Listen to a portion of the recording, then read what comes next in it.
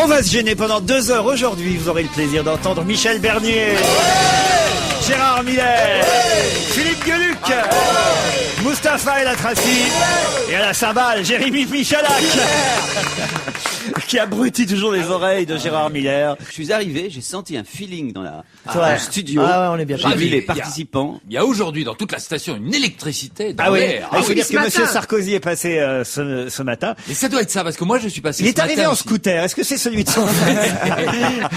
Mais moi je n'ai jamais vu autant de personnes autour d'Europe 1 et dans la rue François 1er à 8h ce matin, parce que j'étais là très tôt, avec des sonotones. Mais je crois que c'est Gérald Dahan qui lui prête ses gardes du corps. Ah, c'était des gardes du corps, parce que moi je voyais des types avec des sonotones et je leur ai dit bonjour un peu plus fort. J'ai dit bonjour, ça va? Et les types ont sursauté, en fait c'était les gardes du corps. Mais vous savez que la semaine dernière, c'était Ségolène Royal qui était invitée de Jean-Pierre C'est Elkabbach vrai. le matin sur Europe et Mustapha était tombé amoureux quand il a vu Ségolène et ce matin il est allé voir Nicolas Sarkozy qui lui a dit bonjour un peu bizarrement. Comment il dit bonjour? Les baisses, hamdoullah, kulchi bekhair. Non. J'ai répondu je parle pas arabe. Moi, j'ai demandé s'il y avait des fouilles parce que je suis arrivée avec Philippe ce matin très tôt. Je me suis dit Hélas, avoir une non. fouille de corps, mais on m'a dit non. Oh là C'est là. absolument C'est pas de chance. décevant. Tout se Voilà. perd, hein, Tout se tout se perd. Je voulais une petite fouille au corps, je sais pas, dès le matin, ça fait plaisir, ça met en forme. Non. Bon. Allez, quelques questions pour voir si vous avez bien révisé l'actualité, évidemment, bien travaillé. La première question n'est pas simple, je vous le dis, c'est presque une enquête policière, d'ailleurs, que je vais vous proposer. Que s'est-il passé entre le 27 avril 1953 et le 27 avril 1958? Ah c'est précis donc au niveau On de la date. l'apprend dans la presse aujourd'hui. Je répète précisément la question. plein de Que choses. s'est-il passé entre le 27 avril 1953 et le 27 avril 1958? La réponse est 5 ans.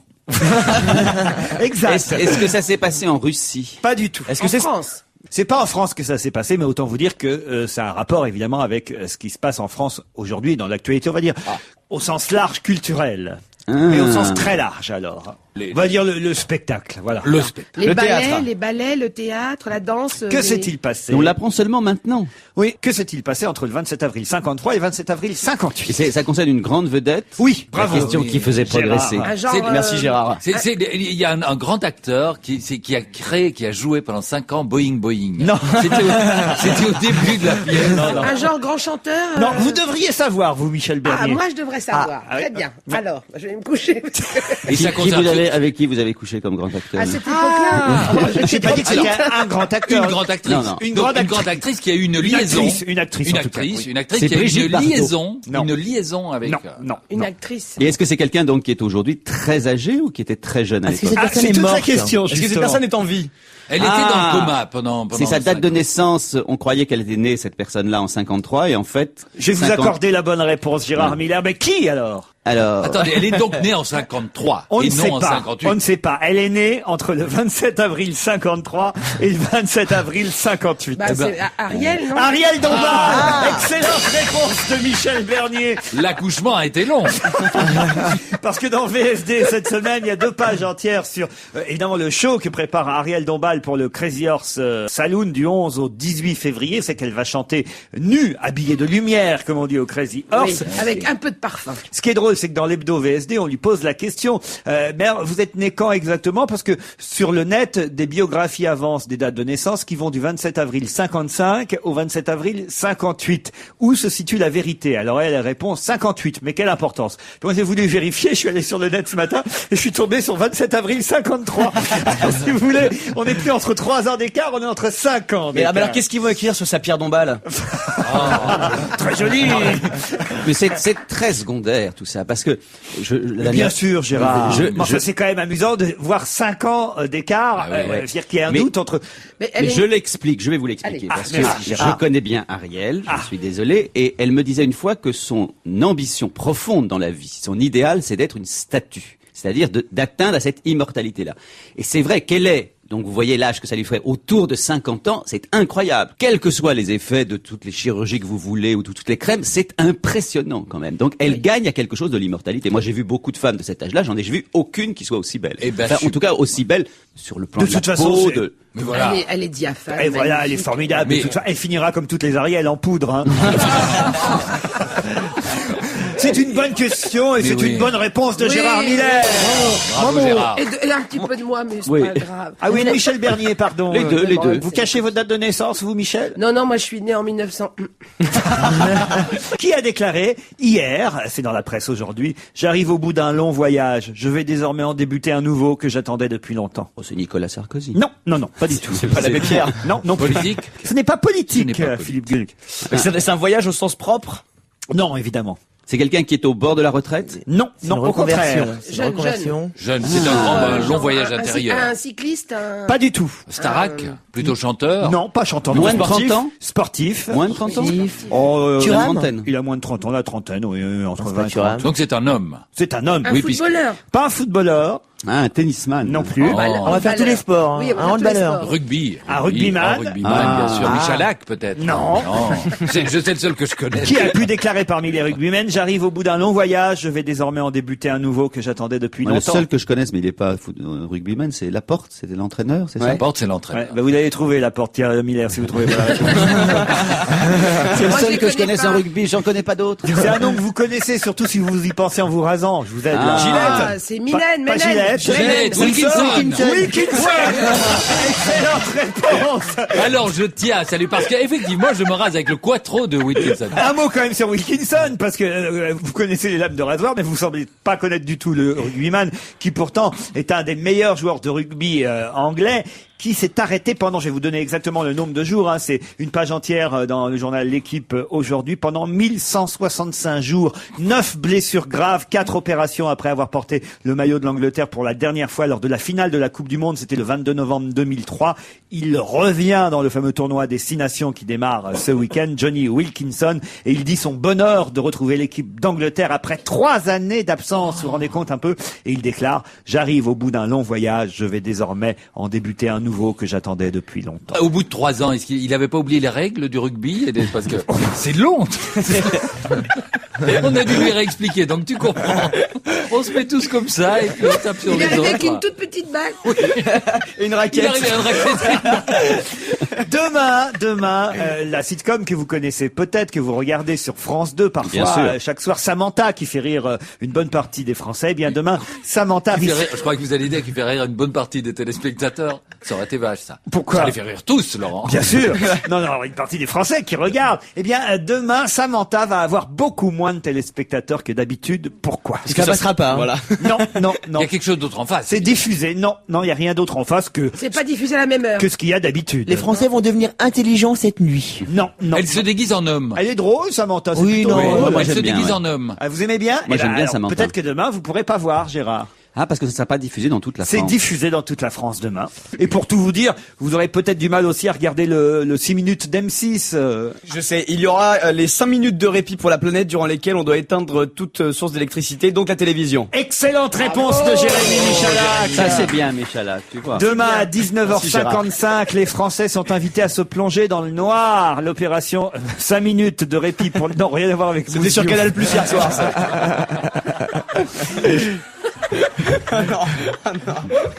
C'est Maman qui va être content. Je vais sonner à sa porte demain.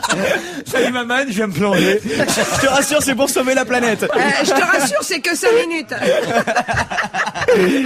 L'opération 5 minutes de répit pour la planète milite pour une action symbolique en faveur de la lutte contre le changement climatique, vous le savez.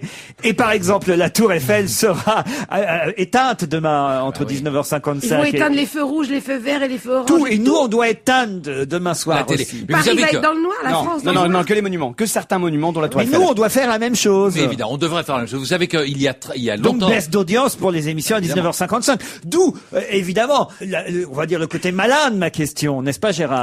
Mais je suis ébahi par votre intelligence. Moi, je dirais médusé. Mais vous nous... Parce que quelqu'un aurait posé la question en disant pourquoi demain y aura-t-il une économie d'énergie à 19h55 Alors que vous l'avez posé, mais avec une... Ah, Ah ouais. je suis content. Voilà, Ah et ouais, c'est ouais, Samantha qui prend.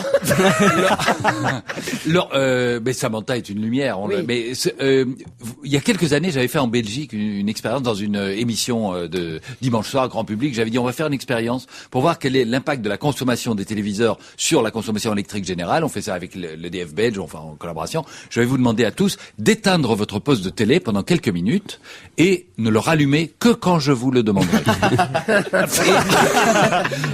C'est bien une histoire belge, ça. Et alors on l'a fait, j'ai dit voilà, éteignez maintenant. Et puis, et je vous jure qu'on a reçu des lettres de protestation à des gens qui ont dit mais comment on n'a jamais su quand il fallait le rallumer. On parlait beaucoup du genou de Claire, vous vous souvenez de ce film d'Éric Romer, dans lequel je crois a démarré d'ailleurs Fabrice Lucchini. Pourquoi parle-t-on beaucoup du genou de Nicolas aujourd'hui? Il a un conseiller qui est chauve. C'est le genou de Nicolas. Ça pourrait être Thierry Saucé. Coiffé comme un genou. De Nicolas Sarkozy? Non, ou d'un évidemment. autre Nicolas? C'est un autre D'un Nicolas. Nicolas Hulot? Non. Nicolas Canteloup. Le genou de Nicolas a eu son importance Parce hier. que c'est un sportif. Oui. Nicolas Anelka. Nicolas Wilkinson. Non, il a marqué un but Non. du genou. Non, il n'a pas marqué un but du Il a genou. aidé à marquer un but du genou. Est-ce que c'est il a fait une passe du genou. Le goal de l'équipe qui jouait contre le Paris Saint-Germain hier, c'était quoi, Valenciennes? Oui. C'est le goal de Valenciennes, c'est Oui, ça? oui. J'ai pas regardé le match, mais j'imagine qu'à cause de son genou, Paris a gagné. Exactement. C'est Bonne ça. réponse de Jérémy Michalak. Nicolas Pento, c'est le nom du gardien de Valenciennes à qui le PSG peut dire merci, puisque effectivement c'est à cause d'une erreur du gardien qui pourtant jusque-là avait plutôt été bon. D'ailleurs l'équipe titre la boulette de Pento, une grosse erreur du gardien de Valenciennes qui voilà, à un moment donné a voulu attraper le ballon et le ballon a glissé jusque sur son genou, a rebondi sur son genou. Total, ce ballon est arrivé jusque sur les pieds d'un footballeur du Paris Saint-Germain. Bravo, Si j'avais le Michalak. détail. D'un autre footballeur. Pardon? D'un autre footballeur, enfin d'un des footballeurs présents sur le terrain, sans Bien doute, sûr, bien qui a sûr. marqué. Exactement. Et voilà. Et donc le but a été homologué. Alors là, attention, ça a une importance énorme, mais on va voir si votre culture suffira à répondre Certainement. à Allez, cette Jérémy, question. allez. Que s'est-il passé pendant des années chez le barbier de Pézenas qui a son importance pour ce qui se passe aujourd'hui? Est-ce que c'est le barbier chez qui allait Wilkinson? Non, aucun rapport. Est-ce que c'est un rapport avec la politique? Pas du tout. Est-ce que c'était le barbier d'Amandalière? Non. Vous voulez dire qu'on découvre aujourd'hui ce qui s'est passé chez lui pendant des années? On le découvre pas aujourd'hui, mais aujourd'hui on en reparle. C'était un meurtrier, À non? l'occasion de quelque chose. Un meurtrier, non. Non. De grave ou plutôt d'amusant? Non, plutôt sympathique. Est-ce qu'il avait un client célèbre? Oui. L'abbé Pierre? Non. Non, mais il se faisait pas raser. Ben Laden. Non. Un barbu, mais non, pas un barbu. Ne cherchez pas. Donc, C'est un ah barbier. oui, forcément. Donc il rase la barbe au barbu. Donc ne citez pas tous les barbus. Vous n'avez pas Fidel Castro, le Père Noël, etc. C'est le contraire. C'est un raison, glabre. Ah non, mais alors, il rasait la tête d'un chauve. Pas du tout. Bon, alors là, c'est quelqu'un de célèbre, effectivement, qui a fréquenté ce barbier de Pézenas pendant des années. Et on dit que chez ce barbier, On rase gratis. non. Un acteur? Alors, ça a un rapport avec un acteur dont on parle beaucoup, effectivement, depuis quelques jours. Mais Romain c'est- Duris. C'est pas lui. Alors, ça a un rapport avec Romain Molière. Duris. Duris. Alors, Il a été, c'était l'enseigne, Molière il est passé dans cette ville et s'est fait raser par l'ancêtre du barbier. Molière allait régulièrement chez ce barbier à Pézenas. Mais qu'est-ce qui s'est Pour voir la barbière. Non. Il était amoureux de la barbière. Pour faire quoi? Pour faire quoi? Pour écrire ses L'amour. pièces? Pas pour écrire ses pièces. Pour écouter pour ce que disaient observer. les gens et noter un certain nombre de remarques? Excellente réponse de Michel Bernier, Gérard Miller, bravo. Et c'est tout le principe du film Molière Ah oui. qui sort aujourd'hui avec Romain Duris. C'est un film génial que j'ai vu, vraiment extraordinaire. Et c'est une idée étonnante puisque c'est pas la vie de Molière qu'il nous raconte, c'est la façon dont Molière a pu s'inspirer pour écrire ses pièces. Alors là, ça se passe dans un château chez un monsieur Jourdain joué par Fabrice Lucchini. Et effectivement, tous ces bourgeois qui sont là, ils vont évidemment inspirer Molière et il va ensuite écrire ses pièces. Et en fait, dans la réalité, c'est ce que raconte Francis Perrin, interviewé dans Le Parisien ce matin, puisque Francis Perrin a signé un livre qui s'appelle Molière, chef de troupe. Il a beaucoup étudié la question et il est fanat de Molière. Il a vu le film, il a adoré. Vous voyez, ça c'est bien de la part de Perrin parce que il pourrait être un peu jaloux faire un peu de chonchon, ou faire de chonchon par rapport au film. Eh bien non, pas du tout. Il dit que ce film est formidable. D'autant qu'effectivement, ce qui est raconté dans ce film n'est pas tout à fait la vérité, mais c'est vrai que Molière allait chez un barbier à Pézenas tous les jours pour écouter les bourgeois de l'époque qui se faisaient raser et s'en inspirer. pour C'est écrire le Jean-Marie ses Goriot pièces. de l'époque avec les brèves de comptoir. C'est les brèves de rasoir, Ouais, en quelque exactement, sorte. exactement. Bravo Michel et Gérard, en tout Ouais. cas. On va rester dans la culture avec François Cereza. Peut-être ce nom vous dit quelque chose. François Cereza vient de gagner en justice et c'est surtout son imagination qui a gagné. C'est pas le frère de Sœur Cereza. Non. C'est pas une histoire de plagiat de Victor Hugo ou je sais pas quoi. Pas de plagiat de Victor Hugo. Sur les ayants droit, des héritiers. Oui, alors c'est vrai qu'il était en justice contre les ayants droit de Victor Hugo. Par rapport C'est au pour fait la suite, il a écrit la suite, La suite et on lui a des donné Misérables. Les Misérables, et on lui a donné l'autorisation d'écrire la suite des Misérables. avec des Excellente contestés. réponse de Gérard Miller et Michel Bernier. Bravo. La cour de... On va s'acheter une cymbale. Quel beau couple. La Cour de cassation a estimé hier qu'on ne pouvait pas interdire une suite au roman Les Misérables de Victor Hugo. Cette suite était contestée par les héritiers de l'écrivain. Il faut dire que la suite écrite par François Cereza, qui effectivement imaginait les aventures de Cosette, et c'était édité par Plon, de comment s'appelle, c'est Javert, Valjean. c'est ça, et de Jean Valjean. Jean Valjean, je crois qu'il est Marius. mort, hein, donc il ne pouvait pas imaginer la suite. On peut toujours... Ouais, si, il est toujours mort dans la suite. Il va revenir. Ils vont le voir au cimetière. Vous l'aviez lu la suite, Gérard Miller de... On l'avait lu parce que vous l'aviez invité à votre émission de télévision. C'était plutôt pas mal. J'avais T'as pas invité eu un Victor mauvais Hugo, souvenir. toi. Oui. On avait invité Cereza à la télévision. Surya, ah bah merde, je donne la réponse. Surya Bonali. Il va patiner nu. On va vous donner la question. Qui va patiner nu ce soir pour la défense des animaux? Surya Bonali. J'allais vous demander, ma question dans ma tête, c'était que va-t-il se passer à la patinoire d'Asnières dans les Hauts-de-Seine ce soir? Et la réponse Surya effectivement... Bonali va patiner nu. Et d'ailleurs, si elle fait le Ça grand- donne un titre pas très élégant d'ailleurs. Non, Hein, c'est dans quoi 20 minutes aujourd'hui, ils écrivent Surya Bonali n'a pas froid aux fesses. Franchement. Elle va patiner nue. Oui, patiner nu. Vous aimez, C'est si, joli, si j'aime elle bien fait le ce grand mot, écart, le elle risque d'avoir patiner les nu. lèvres gercées. Qui Vincent Lindon, et là la question est sérieuse, qui Vincent Lindon voit 4 fois par Moi, semaine je sais. en ce moment? Ah oui? Surya François Bonali. Bayrou. Bravo, comment vous savez ça, Gérard? Parce qu'ils sont ensemble. J'ai quelques accointances avec au moins l'un des deux, sinon les deux. Et alors, pourquoi il se voit 4 fois par semaine? Actuellement, Vincent Lindon fait partie de ceux qui soutiennent activement François Bayrou. Il considère que c'est le candidat de la prochaine élection. Voilà. Et donc, je crois qu'il habite près de son quartier général et ils brunchent régulièrement ensemble pour effectivement échanger quelques idées. Mais voilà. C'est ce que, Exactement. en tout cas, dévoile VSD cette semaine à propos de Lindon et Bayrou. Gérard, vous seriez pas avec les RG, vous, pour savoir des trucs pareils? Vraiment. Non, mais je sais des petites choses sur la vie de chacun. Dernière question Ouais, pour pour moi, aujourd'hui. Attention là, Allez, Mustapha, faut vous réveiller. Mustapha, Je me concentre-toi. réveille. Attention, que vont faire Andy Summers et Stewart Copeland dont toute la presse parle aujourd'hui? Ce sont des acteurs, Ce ne sont pas des acteurs, Andy Summers et Stewart Copeland. ce sont des cosmonautes. Pas du tout. Ce sont Des patineurs. Et là, je rigole. Parce qu'il faut les voir quand même, lire la presse pendant toute la journée pour essayer de répondre aux questions. Et vous, peut-être derrière le poste, vous jouez, vous aussi, et vous dites, mais qui c'est ces deux-là? Oui. Andy Summers et Stewart Copeland. Et pourtant, vous avez lu leur nom. Et la famille Copeland qui nous écoute. Elle rigole. Ah, ils savent même pas que c'est Stewart Copeland. Est-ce que ce sont des êtres humains? Bien sûr. Oui. Bien humain. C'est un couple de comiques. Alors, c'est pas un couple, c'est un trio. Si vous trouvez celui qui manque, évidemment, là. Ah, c'est la reformation de police. Et donc avec Sting. Avec Sting, excellente Oh là réponse là. de Oui, Jérémy ça. Michalak. Merde, la reformation de police, c'est encore un coup à Sarkozy. Effectivement, on connaît mieux évidemment Sting, on connaît un peu moins Andy Summers et Stewart Copeland. Pourtant, à eux trois, ils ont décidé de reformer le groupe Police à l'occasion de la 49e édition de la cérémonie des Grammy Awards à Los Angeles le 11 février prochain. Il va s'en passer des choses le 11 février, dites donc. Hein. Oh là là. Ségolène Royal va Son annoncer programme. son programme. 11 février, il y a un référendum au Portugal pour ou contre l'avortement. ouais. Et 11 février, le groupe Police fait sa réapparition aux Grammy Awards à Los Angeles. Ils étaient trois selon les organisateurs. Ils étaient trois. Trois, oui.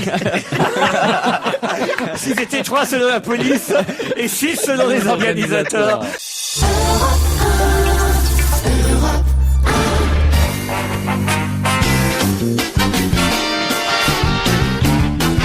On va se gêner. Michel Bernier, Gérard Miller, Jérémy Michalak, Mustapha El Atrassi, Philippe Gueluc Et au téléphone, Madame Vanessa Krecker, bonjour. Vous êtes responsable des partenariats à la SNCF. Et si on vous appelle, d'ailleurs peut-être vous avez déjà entendu, vous, je l'imagine, mais les auditeurs là auxquels je m'adresse, vous avez peut-être entendu l'information ce matin sur Europe 1. Le titre du Parisien ce matin était intéressant. C'était « La SNCF va faire lire vos enfants dans le train ». Voilà, c'était le titre du Parisien. J'avoue que j'étais un peu déçu à la lecture de l'article. Autant vous le dire tout de suite, Madame Vanessa Krecker, mais vous n'y êtes pour rien.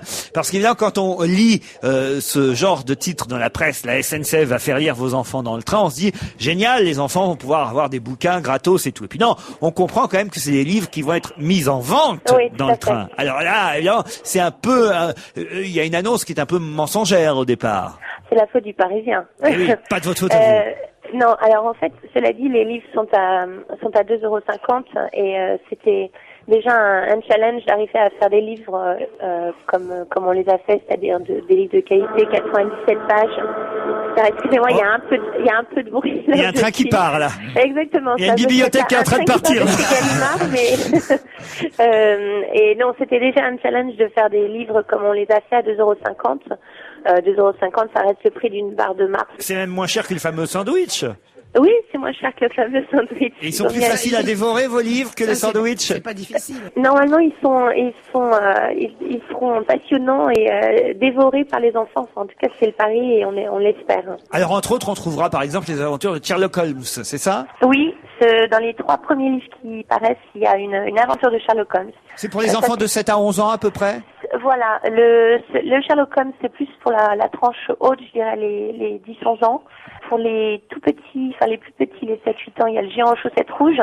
Le géant en chaussettes rouges. Eh oui, qui est en voyage à travers le monde pour trouver comment se faire rapetisser pour pouvoir épouser la femme qu'il aime. Et devenir reverru. C'est bien comme initiative que les enfants puissent lire dans le train, Gérard Miller. Oui. Ce que je me demande simplement, c'est où seront on a le nouveau en slogan de la SNCF. Oui, c'est vrai. Le nouveau slogan de la SNCF, ça va être c'est à nous de vous faire détester le train.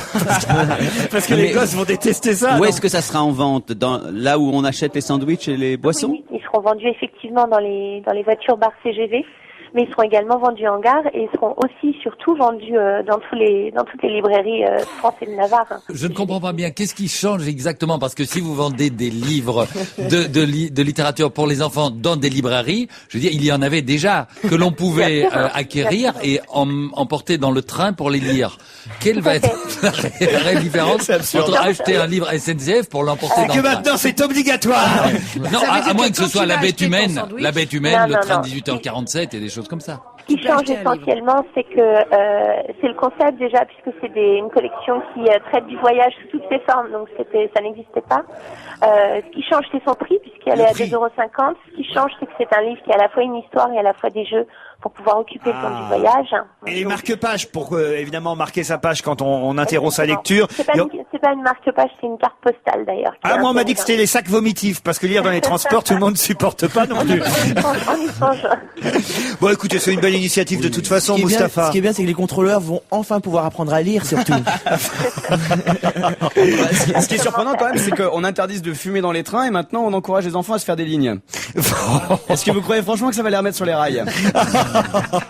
C'est joli, merci madame en tout cas. Merci, et bonne monsieur, chance à cette nouvelle madame, bon initiative. Et bon voyage. Gérard, c'est bien que les enfants puissent lire dans le train. Bon, 2,05 €, ça aurait été mieux gratuit évidemment. Gratuit, moi je trouve que j'aurais pu Et faire j'ai un été peu des- frappé, permettez-moi de le dire, cher Michel, jusqu'à présent nous avons été très solidaires l'un de l'autre. Et à l'occasion de cette petite discussion sur la SNCF, j'ai réentendu cette sempiternelle histoire du sandwich SNCF. Ça n'existe plus depuis des lustres aujourd'hui. quoi? Mais Non, les non, sandwichs, vous mais avez il y en a. ironisé sur Non, le non, sandwich, j'ironise ça parce que n'existe plus. C'est extrêmement cher dans les bars. C'est très cher, mais en tout cas ça n'est plus C'est le mauvais hors de prix. sandwich que Ah l'on non, connaissait il y a longtemps. C'est très bon maintenant, mais c'est Voilà. extrêmement Ça, cher. c'est vrai. Enfin très bon, c'est pas le mot non plus, c'est bon. C'est Voilà. un bon sandwich. Ça se tient. C'est bon. Voilà, c'est bon, mais c'est Ça très se cher. tient. Voilà. On peut pas vraiment dire que ce soit bon non plus, ça cale. C'est mangeable. Sur un long trajet, ça cale. Voilà. On pourra manger les livres et Et puis c'est voilà. surtout qu'il faut faire une queue de 2 heures c'est vrai. pour arriver à attraper un bout de sandwich avec Alors généralement surtout une si t'as un pauvre gosse caisse. qui choisit un livre. En plus, devant toi. Non, je veux pas celui-là. Et tu lis les je veux pas résumés celui-là. derrière. Voilà. Donc c'est 4 heures. Hein, ça fait le temps du TGV. Hein, je veux dire, ça fait Paris. T'imagines un peu, c'est vrai, j'avais pas pensé à ça. Paris-Toulon. Déjà qu'il y avait une queue terrible au bar TGV pour choisir un malheureux sandwich ou un kawa. Si en plus t'as un gosse de 7 ans devant toi qui fait alors est-ce que je vais prendre Sherlock Holmes alors là on est mal barré les gars. Non, et puis récemment, à l'occasion d'un voyage en TGV, on se posait la question, il y a évidemment tout et non-fumeurs en TGV, mais il y a des wagons silence, où on demande de pas téléphoner, et il y a des premières et deuxième classes. Et pourquoi on fait pas des wagons enfants? Pourquoi est-ce qu'on laisse des enfants dans les wagons de tout le monde? Des petits enfants. C'est affreux ce que vous dites. Mais non, mais que les gens, je veux dire, les gens qui veulent avoir. Pourquoi on n'est pas dans des camps handicapés, le wagon enfant de moins de 7 ans? Je suis pas d'accord. de Belges. Je suis pas d'accord, Gérard. Non, les Belges pas à côté des enfants. Philippe Papon, je trouve que vous exagérez. Non, je suis pas d'accord avec vous, Gérard, parce que le handicapé est silencieux en général. Tandis que l'enfant est bruyant. Et que les gens veuillent avoir des petits enfants, c'est leur droit que je ne conteste absolument pas. Mais qu'ils n'en fassent pas souffrir les autres. Les enfants au restaurant, c'est insupportable. Les enfants dans le train, les enfants qui... Mais vous avez eu des enfants, vous? Mais j'ai eu des enfants, mais je ne voyageais pas quand j'avais des enfants dans Non, le bas âge. il les laissait attachés chez lui. Non, mais attendez, ce que vous dites. Mais c'est pas du tout affreux. Philippe, dans notre démocratie, nous avons comme principe d'élever les enfants au milieu de la cité, pas dans des parcs, si vous voulez, spécialement réservés. Attendez, mais pour eux. Ce que tu voudrais, c'est faire un wagon-jeu. Non, mais ce qu'il voudrait, c'est qu'on aille les faire jouer dehors. Mais voilà, au ballon, par exemple. Non, ça ne retirerait de la liberté à personne. Mais bien les gens avec des petits-enfants se retrouvent tous ensemble, tous ceux qui aiment les enfants, dans un wagon. Et les autres peuvent lire tranquillement, sans avoir un môme de 2 ans qui braille à côté de vous. Et ceux qui n'aiment pas les cons, ils pourraient aller dans un autre wagon qu'avec vous. Bravo, Gérard. Ah non, là, vous me choquez. Ah oui, non, franchement. Mais c'était bien le but. C'était bien le but. Vous me choquez, mais s'il y en a, j'y vais avec vous. Merci, Laurent.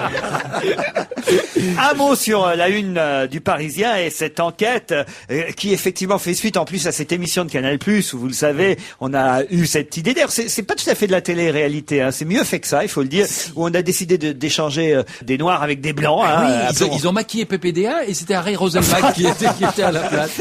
Non, mais c'est assez étonnant hein, comme expérience et on voit effectivement que la discrimination existe encore, que les personnes de couleur blanche qui ont accepté de devenir noires, eh bien, se rendent compte que c'est pas si facile que ça au quotidien d'être de couleur, même en France.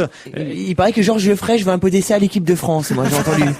Mais non, mais ce qui est fou, c'est que il y a un sondage donc publié aujourd'hui, c'est que un tiers des personnes noires vivant en France affirment qu'ils sont victimes de discrimination et que ces discriminations se sont aggravées depuis un an. 37% des personnes interrogées. C'est le Conseil représentatif des associations noires qui a commandé ce sondage.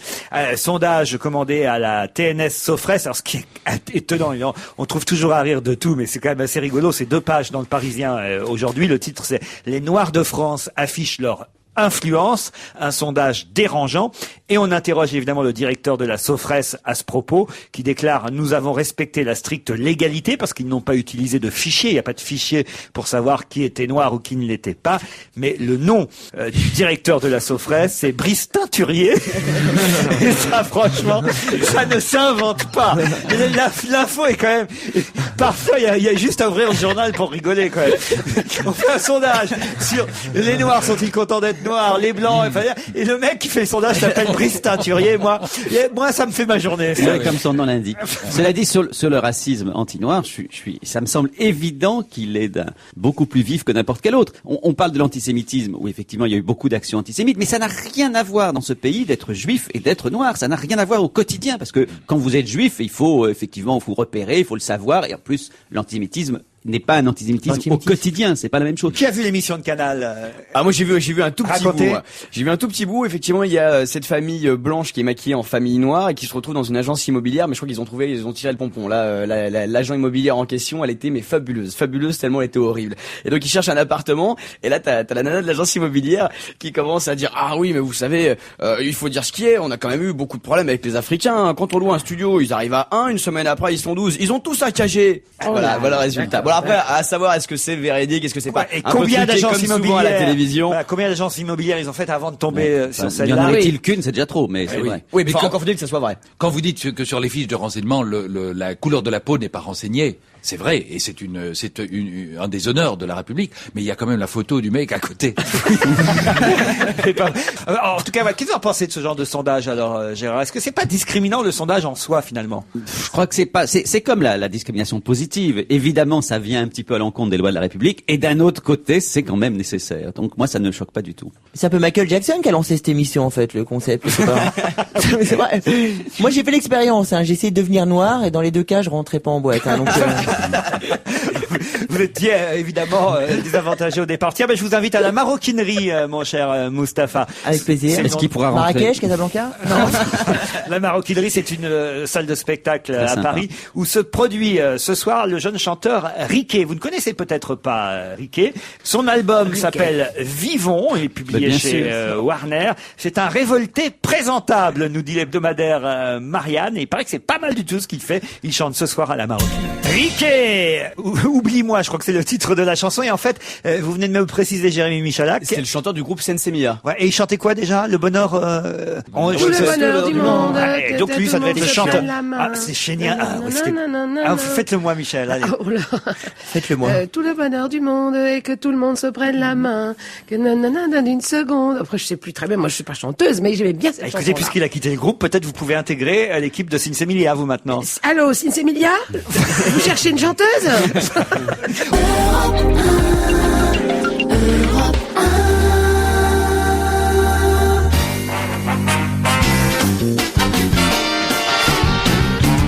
On va se gêner jusqu'à 18h. Michel Bernier, Gérard Miller, Jérémy Michalak, Mustapha El Atrassi, Philippe Gueluc.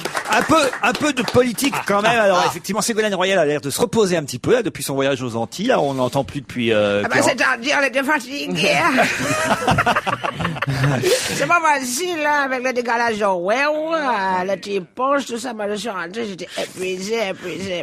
Alors d'un seul coup, c'est Nicolas Sarkozy qu'on réentend un peu plus ce matin sur Europe 1. Hier, évidemment, à Londres, à cause de son voyage où il faut le dire, où il a salué Tony Blair. Ah, il a fait un petit lapsus, lui aussi. Sympathique petit lapsus. Il a Je suis fait pas sa- sûr que Blair soit très content, mais c'est amusant. Oui, il a fait sa petite, comment on pourrait dire, ségolinade en quelque sorte. Hein. Oh, il en fait chaque jour une, sauf qu'elles sont moins commentées. Alors en tout cas, ça y est, voilà Gérard. Non.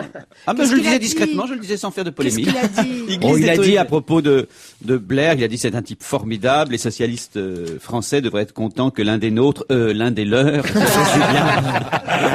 Eh oui. c'est mignon. Après tout, vous avez raison. Si Ségolène avait commis cette bourde, peut-être qu'on en aurait parlé plus que ça. Dès que la langue fourche chez Ségolène, on le commente. Ouais, mais en même temps, Gérard, vous exagérez parce que l'histoire du scooter, on en parle énormément. D'ailleurs, je sais qu'il y a des auditeurs qui nous ont envoyé des mails hier pour nous dire « Alors, vous reprochez à Nicolas Sarkozy d'avoir utilisé les moyens de la police pour retrouver le scooter de son fils, et vous avez utilisé les moyens d'Europe 1 pour retrouver le chien de Stevie. » Alors je de dis mesure, comme dit François Bayrou. d'abord, c'est pas tout à fait de poids de mesure, parce que je pense qu'un chien, c'est plus important qu'un scooter, quand même. Non, c'est vrai, on est plus attaché Bien à son répondu. chien qu'à son scooter. C'est surtout le chien qui est attaché à vous, quand vous le promenez. Et puis deux, si on l'a fait, c'est parce que Nicolas Sarkozy a pas réussi à retrouver lui le chien de... Ah oui? Parce que Stevie est un des leurs, en plus. oui, en Il est plus. pas enfin, il est des nôtres aussi. Surtout mais- un chien qui s'appelle UMP. franchement. Non, il s'appelle Harley. Ah. C'est vous dire qu'il se serait appelé scooter, on aurait retrouvé beaucoup de plus gros scooter en fait. Bon, enfin voilà, c'est pas très très grave l'histoire de ce... Il a parlé à tous les Français qui vivaient à Londres aussi, il leur a dit revenez. Ah oui, ça, Ouais, c'était parce que ça impressionnant. l'énerve, lui il aime bien être à la base de l'expulsion. Ils sont partis de leur plein gré. C'est vrai, il a dit ça? Il dit aux Français Il a parlé revenez. devant un millier d'expatriés. Mais enfin, je trouve ça insensé. Ceux qui sont là-bas, ils sont là-bas. J'ai vu, il y a plein de jeunes, donc ils sont là-bas pour leurs études, ils sont là-bas pour des tas de raisons. On croirait qu'ils ont fui la France. Non, attendez. Alors il faudrait parler de tous les Anglais qui ont envie de venir vivre en France. Non, et puis, Quand il y on a a fait un sondage sur le nombre d'Anglais qui ont envie de vivre en France, parce qu'effectivement les services publics, les hôpitaux et compagnie sont plus agréables en France, il y en a énormément. Je suis obligé de vous interrompre parce qu'on a au téléphone, et là c'est le moment politique de l'émission, plus politique que jamais. On vient d'évoquer le voyage de Nicolas Sarkozy à Londres. Je ne sais pas si des voyages officiels sont prévus pour cette candidate à l'Élysée que nous allons enfin avoir au téléphone. Cindy Lee, bonjour. Oui, bonjour. Vous êtes allez bien la représentante du Parti du Plaisir. Oui, tout à fait. Est-ce que vous êtes sérieusement candidate à l'Élysée? Ben oui, pourquoi je ne serais pas sérieusement candidate, même si il est vrai que pour moi, il est plus difficile d'avoir le parrainage des 500 signatures. Oh, pas si difficile que ça. Je vous ai vu à la télévision dire que vous étiez prête à... Oh là là, il prend du plaisir, le chien. C'est elle qui détient le chien de Stevie. Harley, on arrive. C'est grâce au chien qu'elle a les signatures. Je vous ai en tout cas entendu dire à la télé que vous étiez prête à faire un striptease devant chaque maire qui accepterait de vous donner une des signatures. Oui, si ça pouvait marcher comme ça, ça va pourquoi marcher. pas. Pourquoi pas. Chacun utilise ses atouts, ses avantages. Moi, il me manque certains atouts, donc j'utilise ce que j'ai en ma possession pour atteindre mon objectif. Depuis que vous avez lancé cet appel, alors est-ce qu'il y a effectivement des maires qui vous ont dit moi je veux bien donner ma signature? Pas encore, puisque l'appel a été lancé il y a à peine 2-3 jours, donc en fin de compte, il faut peut-être un peu de temps. Non, mais l'appel a été lancé, on attend qu'elle soit bien roulée. évidemment. Bon, il faut rester optimiste, même si je pense que, bien évidemment, j'ai quand même les pieds sur terre et qu'il sera difficile de faire une campagne à terme, étant donné que je suis une candidate un petit peu décalée. Justement, combien vous en avez de signatures pour l'instant? Pour l'instant, je n'en ai pas. Non, mais je n'en ai pas. De toute façon, pour l'instant, ça ne pourrait être que des promesses. Donc, les promesses souvent s'envolent au moment où il faut les avoir officiellement. Là, je suis en cours de les chercher. Donc, j'espère en avoir et me rapprocher le plus possible. On peut adhérer à votre parti, le parti du tout à fait, plaisir. J'ai là un petit coupon qu'il faut remplir. Parti du plaisir, boîte postale 43 Charenton. Je souhaite adhérer au parti du plaisir. C'est pas très glamour, Charenton.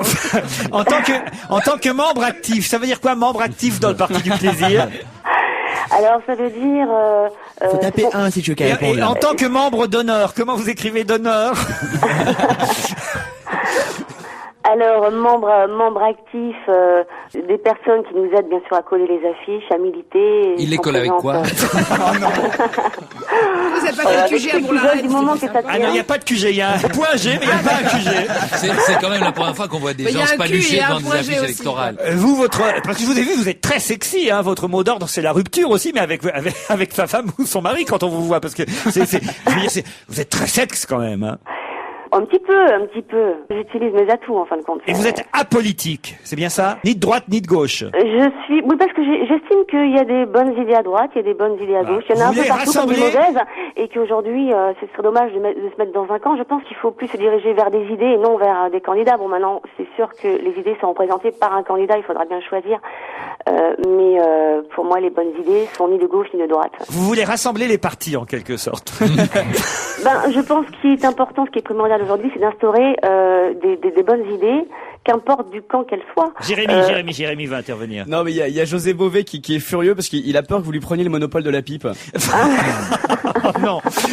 Non, moi je voudrais vous poser une question sérieuse. Imaginons que vous arriviez à réunir les 500 signatures et que vous présentiez au suffrage des Français. Imaginons que vous soyez élu présidente de la République. Quelle sera votre première décision? Alors, si je devais être élue présidente de la République, d'abord, je créerais un parlement, enfin une présidence collégiale, afin d'éviter les abus de pouvoir et de pouvoir contrôler les faits et gestes du représentant de l'État. En fin de compte, je crois que je modifierai certaines institutions et je renforcerai le Parlement européen. Elle est déjà très très forte parce qu'on a oublié la question qu'on lui a posée. Ça, c'est très C'est fort. votre vrai nom, Cindy? C'est LIT? Non, Mais depuis N2E. quand vous lisez en fait? Est-ce que c'est votre vrai nom? C'est pas mon nom de naissance, si vous voulez savoir. Alors, est-ce qu'on a le droit de se présenter avec un nom qui n'est pas son vrai nom? On a le droit d'utiliser un pseudonyme. Eh oui, par exemple, Sarko, c'est pas son vrai nom, c'est Sarkozy, son vrai nom. Par exemple, De Gaulle, il s'appelait Roissy. Est-ce qu'on peut juste vérifier si votre parti, le Parti du Plaisir, porte bien son nom? Donnez-nous quelques mesures comme ça de votre programme. Donnez-nous vos mesures. Vous voulez bien sûr des mesures qui concernent le plaisir essentiellement, je suppose. Tout à fait. Tout à fait, d'accord. Alors déjà, moi je serais pour l'instauration d'un SAMU sentimental, Oui, bien sûr. à l'image du SAMU social. C'est pour venir en aide aux personnes solitaires, puisqu'il y a quand même beaucoup de C'est gens joli comme qui sont idée. mal d'amour. Le SAMU sentimental, pourquoi pas? Deuxième mesure. Alors, des cours de séduction dans les lycées. Pour Moustapha, De confiance en soi pour aider donc les adolescents à devenir des adultes décomplexés. Ça va par le respect des sexes, donc le respect d'autrui et même le respect de l'environnement, parce que je pense aussi qu'il faut instaurer des cours civiques. Il faut peut-être revoir l'éducation nationale. Et puis, troisième mesure, allez, la dernière. La dernière, des cours C'est que, bon, des cours sexuels Peut-être que pour vous faites adultes. d'abord, vous n'avez pas tout à fait encore votre programme, parce que vous faites peut-être des débats participatifs. Non, pour l'instant, c'est de l'échangisme d'idées. Et le 11 février, on aura le programme total de Cindy Lee. C'est comme pour Ségolène Royal, en fait, Gérard. Vous semblez sensible, hein, je suis au très parti du sensible. plaisir. Écoutez, je trouve qu'elle a une très jolie voix. Ah oui. Que jusqu'à présent, elle n'a rien dit de désagréable. Tout à fait. Elle n'a offensé personne. Elle nous a pas demandé le numéro de carte bancaire.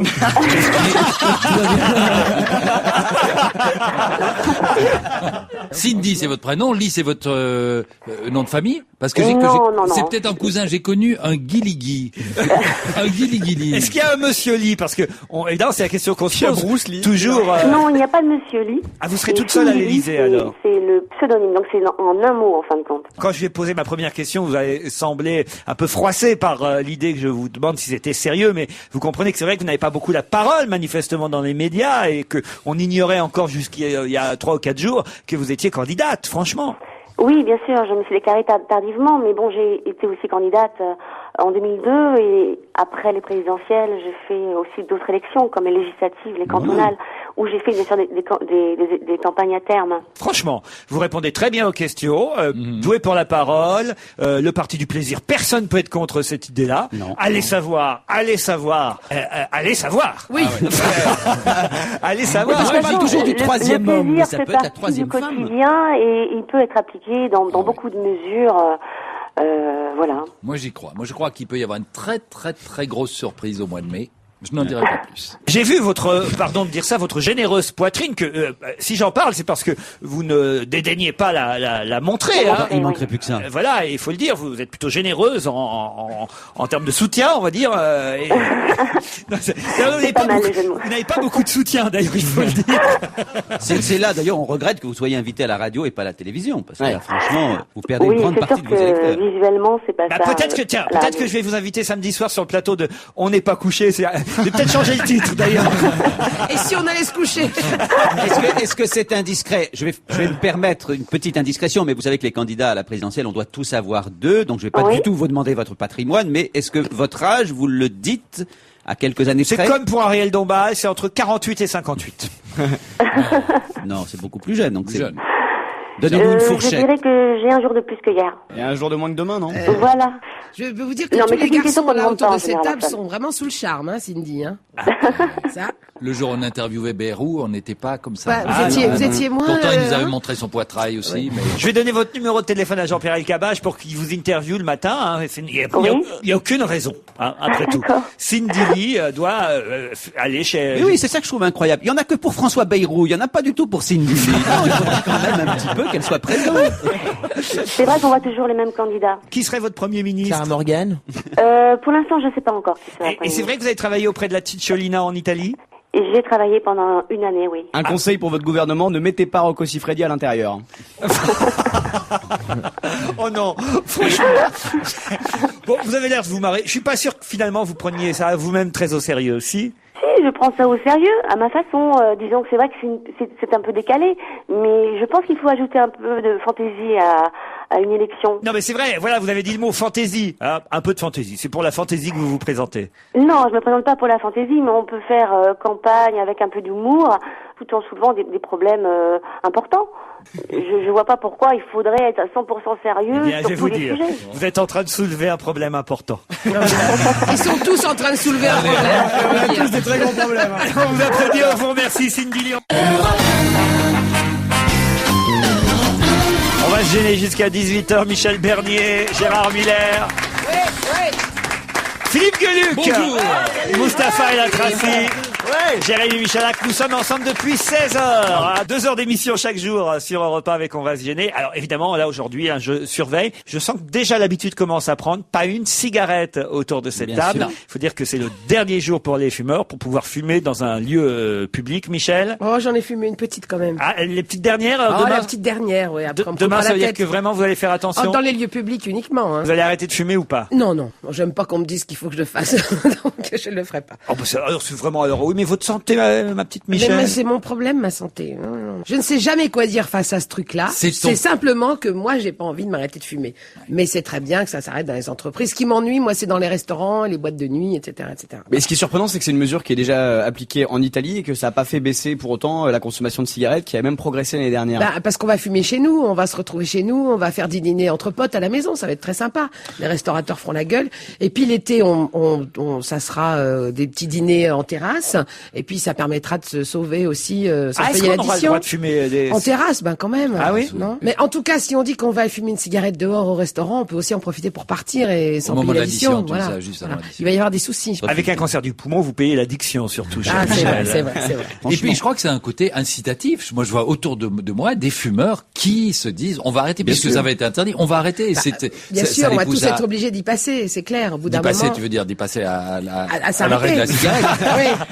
Et il y a deux choses. Et pour être comme Gérard, pour être sérieux 2 minutes, c'est vrai que quand tu avances en âge et que tu commences à voir autour de toi des potes, des connaissances qui commencent à crever du cancer des poumons, tu réfléchis aussi. Et ça, c'est une réalité. Quand tu dis que c'est mon problème personnel que je fume et que je peux être malade, etc. Non, c'est aussi notre problème à nous qui allons devoir payer les soins pour ton cancer du poumon. Oui, mais allez-y, il n'y a pas de problème, ça changera rien à ce que je pense. Sûr. Mais de toute façon, on peut aussi penser à la pollution, à tout ce qu'il y a autour, et se dire que, on est de toute façon imprégné et embué de tout un tas de trucs qui nous filent des maladies et tout ça. Maintenant, mais est-ce que aller faire fumer les gens à l'extérieur, est-ce que c'est pas encore plus mauvais pour la couche d'ozone que fumer les gens à l'intérieur? Le jour où on sortira cette information-là, que ça va accélérer le réchauffement de la planète, on va refaire fumer les gens dans les restaurants. Allez savoir. Yannick Noah se fâche contre les enfoirés. Je sais pas si vous avez vu ce papier dans France Soir aujourd'hui. Le chanteur et ancien tennisman n'est pas content lors de la série de concerts donnée du 24 au 29 janvier à Nantes, au nouveau Zénith de Nantes. Yannick Noah aurait été la seule vedette de toute la bande des enfoirés à s'insurger contre les luxueuses conditions d'hébergement. C'est aussi le Point qui publie l'info reprise par France Soir. En effet, Yannick Noah aurait considéré comme exagéré les frais engagés par la production pour loger les chanteurs à l'Ermitage de la Baule, situé à 100 km de Nantes. Alors lui est allé dormir seul au Mercure, hôtel Mercure de Nantes, et il a déclaré: je viens chanter bénévolement pour les Restos du Cœur, je ne vais tout de même pas en profiter pour me faire héberger dans un palace de milliardaires. Alors, moi c'est ce que me disait tout le temps mon producteur quand on partait en tournée. Ah ouais, tu vas dormir au Mercure. Mais est-ce qu'il sentait que vous étiez fiévreux, un petit coup de mercure? Je trouve que le plus bel exemple, c'est Schumacher, qui quand il va courir partout il loge dans des Formule 1. Ouais, en même temps, si effectivement l'hôtel de la Baule, et je crois que c'est le cas, a offert les chambres, ça n'y a pas de problème. Ce serait bête d'en pas en profiter. Voilà, c'est ça, parce qu'effectivement, si la production débourse de l'argent pour ça c'est pas bien. Ça c'est pas bien. Si les chambres sont données gratuitement, c'est même idiot d'aller payer au Mercure de Nantes. Mais évidemment, c'est sûr. Quand on réfléchit bien. Quand vous faites une opération entre guillemets humanitaire, c'est normal que vous le fassiez gratuitement du début jusqu'à la fin, que vous payiez votre transport, que vous payiez votre hôtel, ça va de soi, et qu'évidemment vous ne soyez pas payé. Point final.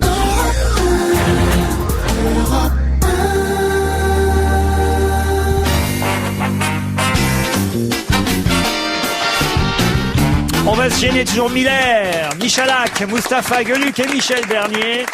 Michel Bernier qui lit Elle. Quand je dis qu'il lit Elle, c'est pas elle lit Elle par rapport à vous. Elle lit le magazine Elle chaque semaine pour nous. Et cette semaine dans Elle, l'article qui vous a intéressé, cher Michel. Mais passionné. C'est un article qui s'appelle Amour et élection. Coachons leur couple, et évidemment les deux couples mis en évidence, et particulièrement le couple Ségolène Royal et François Hollande d'un côté, et le couple Cécilia et Nicolas Sarkozy de l'autre. Oui, c'est une petite description de ces deux couples. Alors c'est vrai qu'en fait on est loin aujourd'hui de l'idée d'un président seul, face à la patrie, terne, asexué, le nez plongé dans la Constitution, affublé d'une épouse dans l'ombre, inaugurant les monuments aux morts, une paire de gants à la main, le sourire triste et une fleur au chapeau, l'œil torve et admiratif regardant son mari, soumise et mal fagotée. Maintenant, le présidentiable n'a plus peur de sa vie privée, il veut se montrer être un être humain comme les autres. Et oui, de nos jours, un futur président peut se rouler sous la couette et jouer 9 semaines et demie sa femme nue devant le frigo de la cuisine de l'Élysée, sans que ça choque qui que ce soit. Bon, c'est vrai que imaginez Chirac en caleçon dans la cuisine, légèrement en sueur, en train de boire une bière, alors que la première dame vient de danser devant le bac à glaçons, fière de sa performance avec un petit rot de satisfaction, ça n'est pas évident. J'imagine bien, effectivement, Bernadette en Kim Basinger. Mais en ce qui concerne nos nouveaux couples en lice pour la course au trône républicain, ça paraît pas impossible.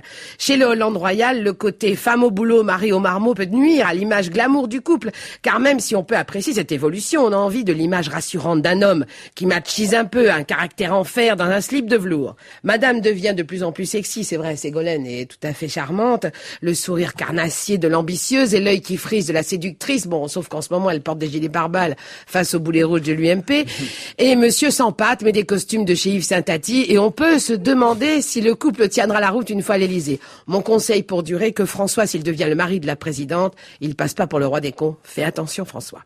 Chez les Sarko-Nico et Cécilia, donc 18 ans de vie commune, moins une, hein, comme le précise le journal Elle. Alors, contrairement à l'autre couple, elle parle plus. Et lui ne pense qu'à l'ouvrir, du genre, bon, t'es parti avec l'autre naze, j'ai rien dit. Maintenant que t'es revenu, je fais le gentil, mais quand je rentre du boulot, je veux que ma soupe soit chaude et que le chien épicé. Autrement, à quoi ça sert que Sarko il s'écarcasse? Dans le couple, on la joue sage et discret, mais à la maison, ça doit être chaud. Hein. En plus, au ministère de l'Intérieur, ils ont les menottes gratos. J'avais pas pensé à ça. Bon, le conseil, c'est que Cécilia nous montre qu'elle est contente d'être rentrée au bercail, parce que c'est vrai qu'elle fait un peu la tronche depuis ces derniers temps. Autrement, on va en baver, hein, si monsieur n'est pas heureux en ménage. Alors, quand on vote pour un, il faut dire qu'aujourd'hui, il y en a pour deux. Eh oui, bravo Michel. On vote pour un couple.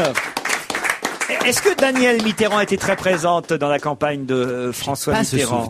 J'ai pas ce souvenir, mais peut-être est-ce qu'on a oublié ça, mais je sais pas ce souvenir. Non, je crois pas. Je crois qu'il y avait la discrétion, les femmes étaient assez discrètes. Le couple Hollande royal, ça va de soi qu'on les suit de près parce qu'évidemment lui est premier secrétaire du Parti socialiste. Le couple Cécilia Sarkozy, elle est aussi très présente effectivement dans la campagne. Madame Bayrou, par exemple, non, on la voit pas. Elle était assez discrète. Non, il faut dire Madame Giscard était très présente. Oui. Elle était à la fois très Chirac silencieuse. aussi. Oui. Elle n'était pas capable de parler lorsque son mari l'avait mis en scène, mais elle était présente sur les affiches avec les enfants. Monsieur Balladur et son caniche abricot. Vous vous en souvenez? Ah non, je me souviens très bien de Marie-Joseph. C'était Marie-Joseph. Madame Balladur, elle était montée avec lui sur la table pour danser, souvenez-vous, en pleine campagne en 95. Madame Barre, qui s'appelait Ève Barre. Et Madame Beauvais, il y a une Madame Beauvais? Alors, demain, peut-être qu'on découvrira Madame Beauvais, puisque demain, José Bové. Il s'est séparé de sa femme. Eh bien, la nouvelle Madame Et Beauvais. il vit avec une nouvelle personne. Ah oui, une compagne. Demain, il part en compagne. Est-ce qu'elle a de la moustache aussi, comme son mari? Non. Non. Elle a des chemises à carreaux. C'est idiot de demander si elle a de la moustache comme son mari. C'est comme si on disait que Madame Fabius était chauve. Non. La nouvelle Madame Fabius. C'est étonnant, comme la moustache, c'est quand même quelque chose qui fascine, parce que qu'est-ce qu'on parle de cette moustache-là? Peut-être qu'on n'a pas grand-chose d'autre à dire, en fait, c'est pour ça. Sur Beauvais, si, on a beaucoup de choses à dire. La moustache de José Bové est très importante parce que grâce à cette moustache, on voit ce qu'il mange. Non, ce qu'il a mangé. Ce qu'il a mangé. Je veux dire, on surveille s'il n'est pas allé chez McDo, s'il reste un petit morceau de cornichon. Un peu de Big Mac sur le coin. Parce qu'il y a une petite super écoutez, vous imaginez, franchement, José Bové président, mais les McDo sont obligés de quitter la France, quoi. C'est terrible. Ah ben j'espère bien. Le clown Ronnie McDonald. Ronald. Comment? Ronald. Bah c'est Ronald. Ah Ronnie Ronald. On dit pas Ronnie McDonald. Si qu'on le connaît bien, on l'appelle Ronnie. Si vous êtes intime avec Si les gens, t'es connais bien. alors là, Si t'es allé 10 fois au McDo, t'as le droit de l'appeler Ronnie. C'est le diminutif de Ronald. Oui, on l'appelle pas comme ça. T'as pas fait d'anniversaire chez McDo avec les enfants, Ah toi? si, un cauchemar. Si José Bové est élu président de la République, je pense qu'effectivement, Ronnie McDonald sera décapité. Ça fera quick.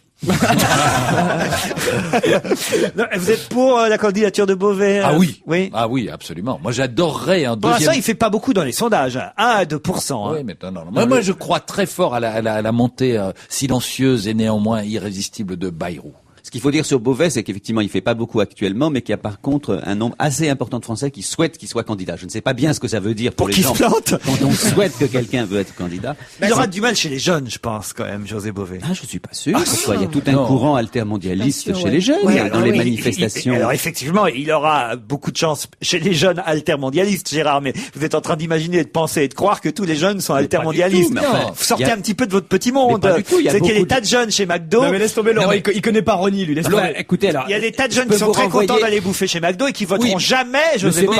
C'est pas la dominante de la politique. Laurent, je suis désolé, c'est quand même ce qu'on retient avant tout. C'est aussi la protection de la planète, c'est aussi l'antilibéralisme. Il y en a d'autres pour la protection de la planète. Il y a eu quelques dizaines, centaines de milliers de jeunes qui sont descendus dans la rue sur le CPE. C'est aussi des gens qui peuvent être sensibles éventuellement. Laurent, les jeunes qui mangent chez McDo et qui voudront voter contre Bové, ils rentreront même pas dans l'isoloir tellement ils sont gros. Non mais ce qui me fait tordre de rire, ça quand même on peut en parler, c'est ces soi-disant intellectuels, ils sont bien intellectuels, mais de gauche qui votent aujourd'hui pour Sarkozy. Alors j'allais y venir, Monsieur Glucksmann, par exemple. Alors évidemment, le Canard enchaîné ressort toutes les déclarations qu'a pu faire ce grand philosophe qu'il a été. Contrôle de philo, titre le Canard enchaîné, qui a déclaré Georges Pompidou est un fasciste, qui a déclaré qu'il fallait lutter contre la police, qui a parlé du crétinisme parlementaire, qui a déclaré nouveau fascisme, nouvelle démocratie, qui a parlé de l'idéologie bourgeoise qu'il fallait contrer, qui a parlé de surveiller c'est pas bien, punir c'est pas bien. Non, mais si c'est une question, c'est Glucksmann. Glucksmann, c'est un copain, je le connais depuis que j'ai l'âge de 20 ans, ce qui fait quand même une paye. Il a été de gauche, il a été gauchiste à un moment donné de sa vie, lorsqu'il avait entre 20 et 30 ans. Puis ensuite, c'est clair qu'il a été un formidable combattant pour la Tchétchénie, contre un certain nombre d'injustices. Mais ça fait des années qu'il n'est plus de gauche. Il est écrivain respecté, il est journaliste, enfin chroniqueur au Figaro. Quand on dit intellectuel de gauche, un intellectuel, oui, mais pas de gauche. Dites-moi la dernière fois où Glucksmann a appelé à voter à gauche. Ça remonte à des siècles, sinon à jamais. Sauf qu'il paraît que Finkielkraut va faire la même chose dans quelques jours. Mais c'est pareil, vous pouvez pas dire que Finkielkraut, c'est un intellectuel brillant et c'est aussi un copain. Tous ces gens, je les connais depuis que j'ai 20 ans. Attendez, j'ai une autre surprise pour vous parce que c'est dans le Canard enchaîné, puisqu'il paraît que c'est le Figaro qui prépare effectivement ces différents scoops. Je sais ce que vous allez dire. Il y a eu le scoop Glucksmann, il y a eu le scoop, donc il y aura le scoop Finkielkraut dans quelques jours qui annoncera lui aussi son appel à voter Nicolas Sarkozy, et Enrico Macias qui va annoncer... C'est un philosophe, Enrico Macias. D'une certaine façon.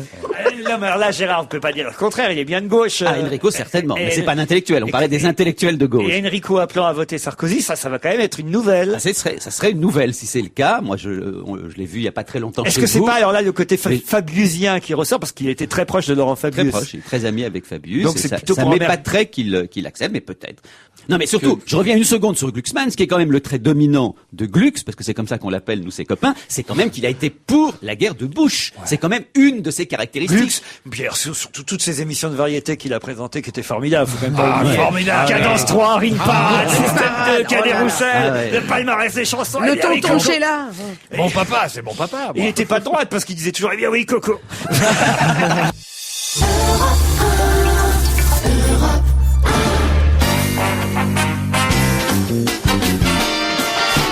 On va se gêner, toujours Michel Bernier, Gérard Miller, Mustapha El Atrassi, Philippe Gueluc, Jérémy Michalak et Serge Liado. Bonjour Serge. Bonjour à tous, bonjour à vos Laurent. Papiers, à vos stylos, chers auditeurs, c'est le quiz. Le quiz de la semaine. Le temps que nos auditeurs aillent chercher dans leur tiroir le stylo et la feuille de papier dont ils auront besoin pour noter les 10 noms. Vous allez nous dire, vous, Serge, quel est le thème du quiz d'aujourd'hui? Un thème original, je dois dire. Oui, alors ce sont les onomatopées dans la chanson, les interjections, le scat, vous savez, comme ils font dans le jazz, etc.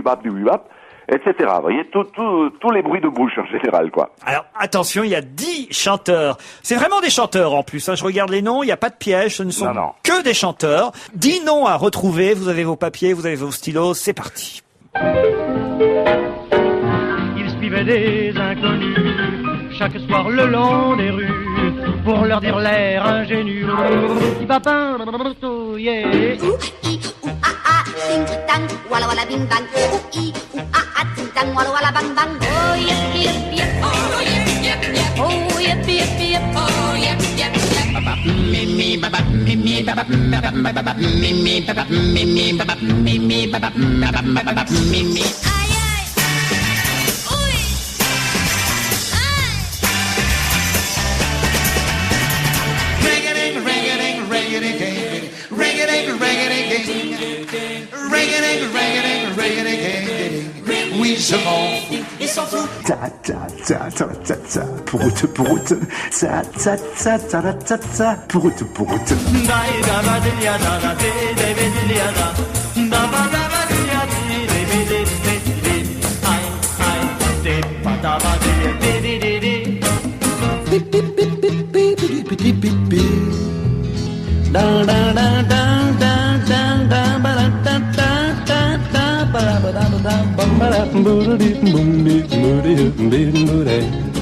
Bye bye. Alors là, c'est encore plus dur à retrouver que le chien de Stevie. Hein. Alors, le dernier, c'était Dassin. Ouais, ça, oui. Alors dernier, attention, c'est autour de la table, je note que vous avez découvert vous. Moi, j'en ai 3. Jodassin, vous me dites. J'ai Dassin en dernier. Allez, je vous l'accorde, c'est Jodassin. J'ai Bourville en 6. Bourville, non, il n'y a Et pas non, c'est Bourville. Fernandel. Non, C'est Fernandel. Bonne réponse, Gérard. Oh, c'est vous qui avez mal entendu. J'avais dit Fernandel.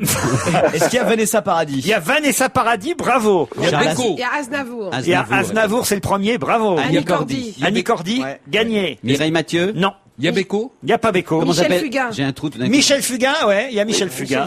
Qu'est-ce qui chante Zorro est arrivé Salvador. Salvador, il y a Il Salvador. y a Henri Salvador, bravo, gagné. Glucksmann.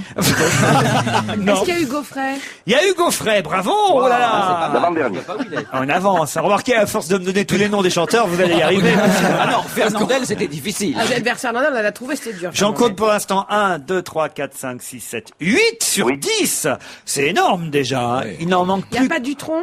Il y a Non, c'est pas du Non, tout. il y a une Paradis. chanson du tronc, Ah, chantée c'est par Vanessa- quelqu'un c'est C'est d'autre. Vanessa Paradis. Paradis C'est qui Vanessa chante Paradis. le Il y a les- Paris les c'est cactus. Barrier. Non, il n'y a Paris c'est Barrier. Il n'y a pas Michel Legrand. Il n'y a pas Michel Legrand. Allez, on s'arrête. On ne dit plus un nom, même dans la rediffusion du quiz qu'on va entendre maintenant pour aider nos auditeurs à découvrir les 2 noms manquants. Vous avez été assez fort. Hein. Vous avez bien aidé ceux qui écoutent Europe 1, puisque déjà vous avez découvert 8 noms sur 10. On se remet le petit quiz, Serge. Allons-y. Le premier, c'est Charles Aznavour, effectivement. Des inconnus, chaque soir le long des rues, pour leur dire l'air ingénu. Petit papin, yeah. Annie Cordy. Tang, walla walla bing bang, i, ah, ting tang, walla walla bang bang. Oh yep yep yep, oh yep yep. C'est celle qui manque. Yep yep yep, oh yep yep. Ça, c'est Henri Salvador. Vanessa.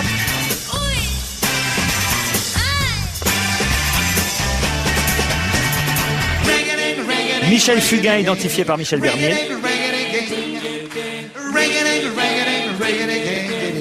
Oui, je m'en fous. Il s'en fout. Fernandel, découvert par Gérard Miller.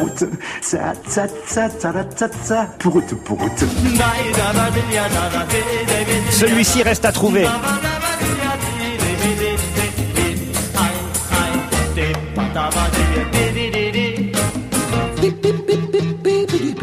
Ça, c'était Hugo Frey. Bravo, Michel Bernier.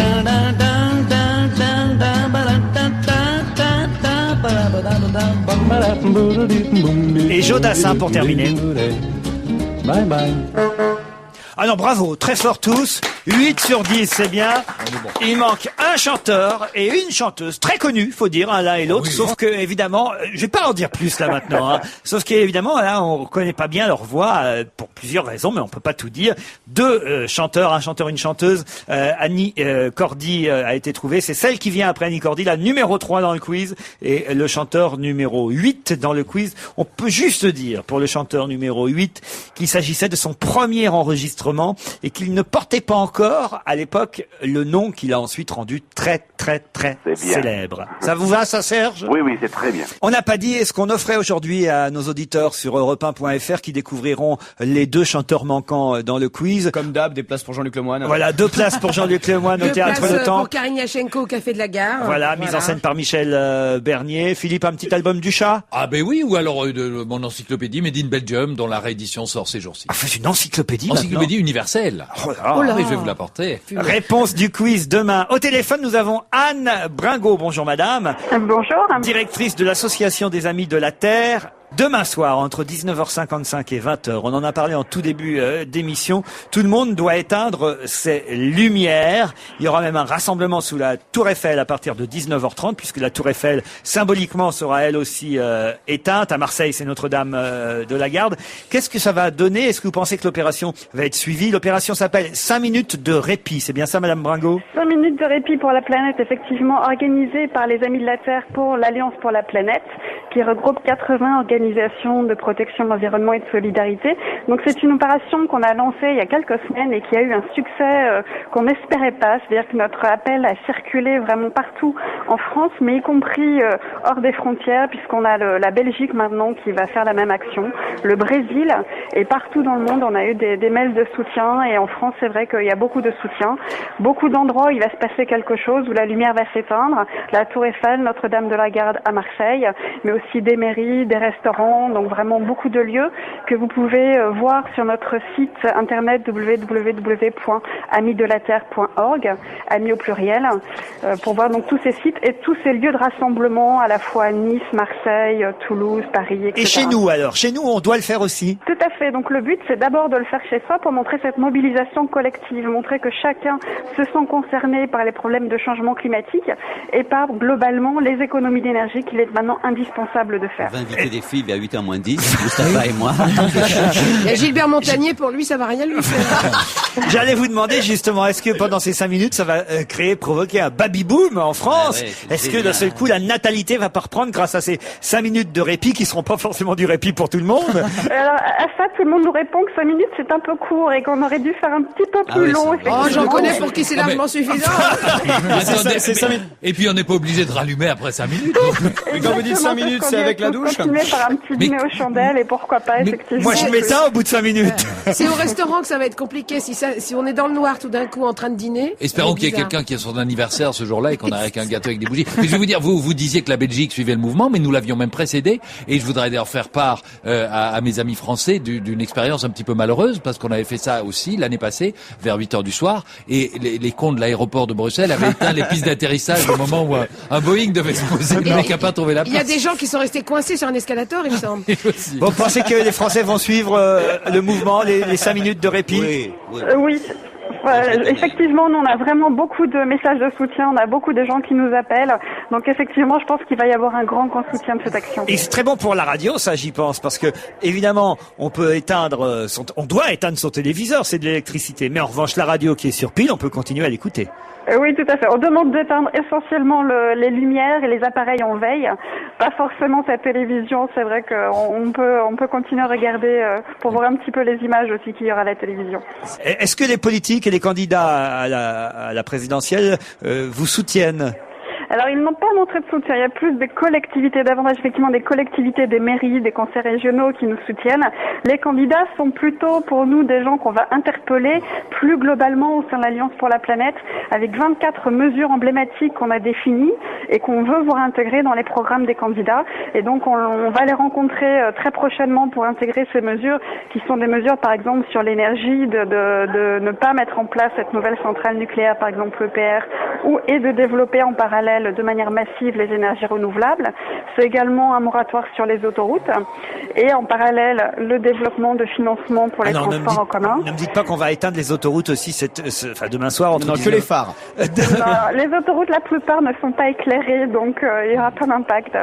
C'est vrai, elles ne sont pas éclairées? Non, en Belgique, elles sont éclairées. Ah oui, c'est vrai, elles sont pas éclairées. Les airs. J'ai jamais essayé de rouler sur les phares, je me suis pas rendu compte. C'est le gag bien connu justement de Bigard qui faisait remarquer que sur les autoroutes c'est pas éclairé, mais dès qu'on s'arrête dans les aires de repos où on voudrait dormir, là il y a des lumières.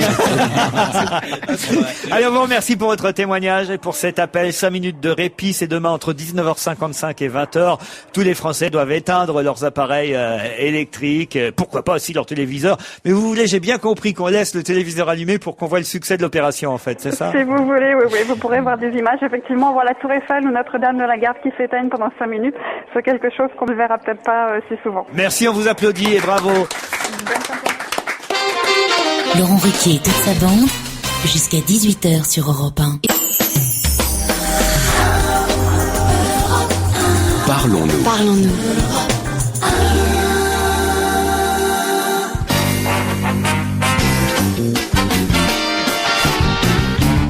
On va se gêner, toujours Gueluc, Miller, Mustapha, Michalak, Bernier. Et la chronique hebdomadaire de Gérard Miller. Ah oui. Le J'attendais magazine, ça. le journal qu'on ne connaît pas forcément parce qu'il y a tellement de revues, tellement de magazines dans les kiosques qu'on ignore la moitié de ce qui sort. Au moins la moitié. à mon Au moins avis, la moitié. plus. Par exemple, là, je découvre, grâce à vous, Gérard Miller, qu'il existe un magazine qui s'appelle Rituel, Magie et Sorcellerie. Absolument, c'est un rituel magie et sorcellerie formidable qui coûte 3,95 €, qui a un petit format cette fois, disons la moitié de l'Express. C'est comme 80 Télépoche, pages, à peu près. Comme Télépoche. Et en couverture, vous avez un certain nombre de sujets passionnants. Devenez une bonne sorcière, apprenez à jeter des sorts, rituel d'amour quand un rituel peut vous rendre irrésistible, ou encore le test, avez-vous des pouvoirs? Alors, je Ça pense sort que tous les 3 mois seulement. c'est un trimestriel, absolument, donc tous les 3 Bah, mois. il faut ça, Nous hein, pour allons arriver à faire prendre tout. un certain nombre d'exemples, car j'ai lu avec passion les différentes rubriques. Par exemple, j'ai appris qu'on pouvait exorciser des objets. C'est-à-dire que l'exorcisme n'a pas seulement pour but de déposséder une personne, ce que chacun connaît du mal qui l'occupe, Mais on peut aussi des objets. déposséder quelqu'un d'un objet. Et je vais vous donner le rituel immédiatement. Alors, c'est très important, c'est que ce rituel est à faire, je le dis, pour les auditeurs, un dimanche en lune décroissante. Vous rassemblez tous les objets qui sont porteurs de mauvaises ondes chez vous. On va prendre un exemple, par exemple, la fameuse cymbale de l'émission, et vous dites les phrases suivantes. Au nom de Cernunnos et d'Aradia, je t'exorcise cymbale par la création sortie du néant, la vérité, la vie, l'éternité, pour que rien ne soit en ma possession, sinon la pureté et la vertu. Laurent, Putain, ça marche. Le diable est en lui.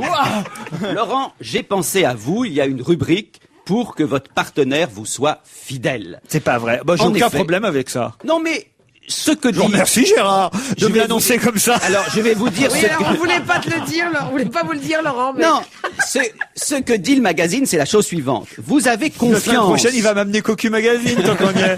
Vous avez confiance en votre partenaire. Il vous aime sûrement beaucoup, mais il ne peut pas ou elle ne peut pas s'empêcher de plaire. Pour remettre votre partenaire Ah, dans le Mustapha. droit chemin, pour qu'il ne quitte pas le droit chemin, voilà quelques méthodes conseillées par Rituel, Magie et Sorcellerie. Vous faites par exemple infuser de la lavande et vous mettez dans son bain, dans son dos, il ne faut pas qu'il le voie, un peu de lavande. Ou bien, ça je sais que vous le ferez Laurent, vous saupoudrez un peu de racines de réglisse sous ses chaussures.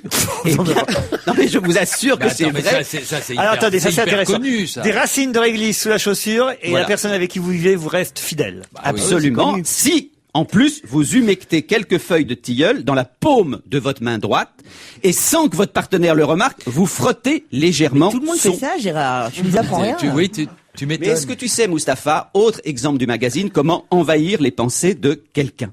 Eh bien, tu prends Tu mets un du mec- chamallow dans tes chaussures, je crois. Pas du tout. Tu places ton index contre ton troisième œil. Laurent, où se situe le troisième œil? Ne me dites pas que c'est l'œil de bronze. Non, le troisième œil, si vous lisiez le magazine, se situe entre les sourcils, juste au-dessus du nez, et vous pensez très fort à la personne en question. L'index. Vous avez des informations sur le cannibalisme, sur la mandragore, qui est une plante magique, sur l'exorcisme, je vous l'ai dit, comment soigner toutes les maladies. L'otite, par Alors, exemple. l'otite, par exemple. Contre les otites, appliquez un oignon haché et chauffé à la vapeur dans l'oreille. Et l'otite est gagnée. Et la Alors, gastro, t'as la gastro. Et si tu mets la carotte dans l'oignon, ça peut pas marcher non Et plus. si je vais aller chez McDo, je vais me foutre le hamburger directement sur l'oreille. Alors, ce que j'adore, Et si c'est t'as un que oignon, il y a comment des tu fais vieilles recettes. Je vous assure que c'est vrai. Hein, tout ce qu'on dit est exact. Il y a des vieilles recettes de magie égyptienne. Alors pour, Une des meilleures.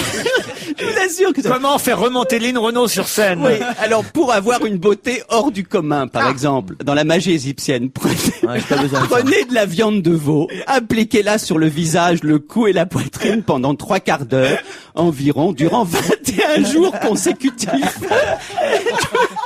Mais rassurez-moi, Gérard, c'est pas la même viande qui sert pendant les 21 jours.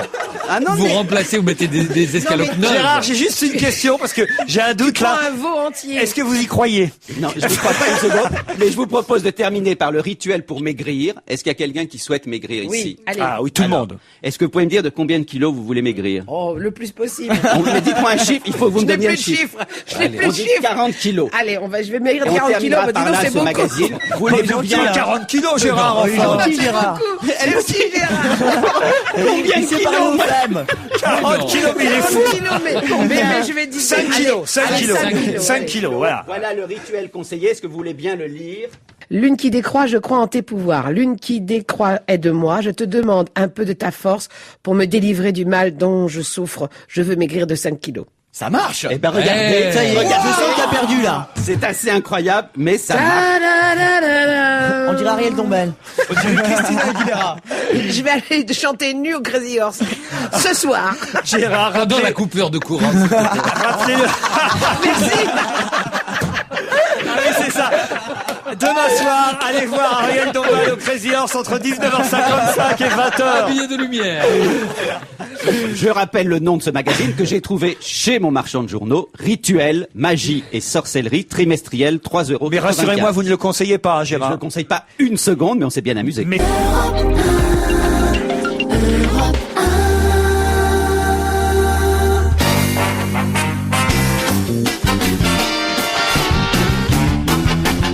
Michalak, Bernier, Miller, Mustapha Geluc et... Écoutez bien, chers auditeurs, vous allez tout de suite deviner Jacques Ramade, qui fait son entrée dans le studio.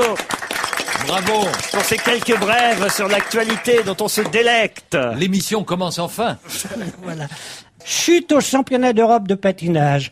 En voyant que Brian Joubert restait debout, son entraîneur est tombé à la renverse. Gérald Dahan a téléphoné à Ségolène en prenant la voix de François Hollande. Quand elle a énuméré la liste des courses à faire, il a raccroché. Obsèque de l'abbé Pierre. Vincent Delerme a observé 1 minute de silence en continuant de chanter. Oh là là. Quelle aventure. Alors là, j'ai un surnom. Ségolène a tellement fait rire les Chinois que là-bas, tout le monde l'appelle la grande marade de Chine. Une blonde allumée a été vue dans un lieu public. On a prié Loana d'aller se faire voir ailleurs. D'accord. C'est quelque chose. Football coté en bourse. À Lyon, les petits porteurs détiendront des actions. Au PSG, ils brandiront des pancartes. Comprenne qui peut. 2 mannequins anorexiques sont tombés l'une sur l'autre au cours d'un défilé. Il a fallu 1 heure pour démêler les squelettes. Présidentielle, José Bové a déclaré son patrimoine. Une résidence principale dans la région du Sud-Ouest et une résidence secondaire à la prison des Baumettes. Course au parrainage. Jean-Marie Le Pen accuse les maires analphabètes de vouloir mettre une croix sur ses signatures. Coup de génie de Johnny Hallyday en Suisse, assez étonnant. Ah oui. Il va donner un concert sur un versant de la montagne. L'écho renvoyant le son sur le versant opposé, il se fera payer 2 fois. Il est fort, Johnny. Quinzaine du blanc à la télé. Les frères Bogdanov passeront en boucle jusqu'au 28. Sylvester Stallone a dépassé la soixantaine. 61 personnes ont vu son film. Ah non, ça marche très bien. Gérald Dahan a fait un canular à Lourdes. Les paralytiques n'ont pas marché. Sarkozy prend de la hauteur. On l'a mis près de Mimi Mati au musée Grévin. Dernière minute. Le Palais des Sports étant trop petit, les anciens amants de Régine tiendront leur réunion annuelle au Stade de France. C'était gratuit. Alors, vous savez, j'ai fait une petite chanson. Ah oui, très bien. Vous êtes d'accord pour une petite chanson? Alors, les Français sont féconds et la moyenne, c'est de 2 enfants par couple. Exact. Alors, sur l'air de Prendre un enfant par la main de Yves Duteil, avoir 2 enfants, c'est bien, c'est mieux que d'en avoir qu'un, et encore mieux en allant jusqu'au bout, que ne pas en avoir du tout. Avoir 2 enfants, c'est bon, mais souvenons-nous du dicton, nous rappelant que l'on dit ici-bas, toujours jamais 203, schlock. Avoir 3 enfants, c'est mieux. On se met en 4 pour eux. Oui, mais du coup, étant 4 et eux 3, il y a quelque chose qui ne va pas. Pour être à égalité et 4 des 2 côtés. Étant subtil, vous devinez forcément qu'il faut refaire un enfant. Boum. Avoir 4 enfants, quelle joie. Ça porte chance quelquefois. Les dates de naissance des tout petits marmots, ça peut se jouer au loto. Il y a 6 chiffres à trouver. Avec 4, on est coincé. 4 plus 2, il faut donc illico mettre en chantier de jumeaux. Moi, oui, mais je préfère tout de suite arrêter ma provoque pour pas ruiner les allocs. Très bien. Ça fait plaisir de réentendre Yves Duteil. Parce que On s'ennuyait. Il avait Ça disparu. rappelle le caveau de la République des Non. années 50. C'est amusant parce que vous avez évoqué Stallone et il y avait un papier dans Libération sur lequel on n'est pas revenu nous cette semaine. C'était le week-end dernier. Ce papier nous racontait que la Suède autorisait à nouveau la boxe et j'ignorais en fait que les combats de boxe professionnels étaient interdits en Suède depuis 1969 et la discipline est donc de nouveau autorisée. Il y a quelques pays comme ça qui interdisent la boxe. J'ignorais ça. La Norvège, l'Islande, Cuba et la Corée du Nord font partie des pays qui bannissent la pratique de ce sport. On est C'est content. des rings Ikea, non? Mais on a oublié que dans les années 60, il y a eu un très vaste mouvement contre la boxe. On considérait que c'était une pratique absolument bestiale et qu'il fallait l'interdire. Ça ne me surprend pas. Alors la boxe professionnelle est donc de retour, et il faut le dire, en Suède. Pourquoi? Tout simplement parce que le Premier ministre suédois s'est fait surprendre et piéger en train d'aller dans une zone qui n'est pas suédoise mais qui est tout près de la Suède, l'archipel finlandais d'Island, et le Premier ministre suédois s'est rendu là-bas pour assister à un match de boxe. Alors qu'évidemment, ça n'est pas légal dans son propre pays. Et là, tout le monde dit, bah alors qu'est-ce que ça veut dire ça? Donc évidemment, ils ont dû un peu réviser leur jugement et ils ont fini par autoriser la boxe chez eux. Cela dit, est-ce que le Rocky, est-ce que ça marche? Le Rocky 6? Le Rocky Ça 6. marche très bien, Ça oui. va, il est au box-office. Ah, il est au... Ouais. Bravo! Bravo. Moi, j'ai Oh, écouté. Philippe. Allez, c'est offert, Oh, c'est ma bravo, tournée. Philippe. Allez, Régalez-vous. deuxième cadeau, il paraît même qu'il a battu le serpent. Vous savez pourquoi? Non. Non, parce que Rocky Balboa. Ah, j'aime bien! Ah, ça, c'est bien. Ah, si. Ça, Je c'est crois même- moderne. Je crois même qu'on peut s'arrêter là-dessus. oui. Vous voulez que je Ah vous oui, dise? bien sûr. Magnifique. Ah, franchement, on fera pas mieux. J'ai bien fait de venir. Merci Jacques Ramad, on On se est retrouve KO. demain à 16h.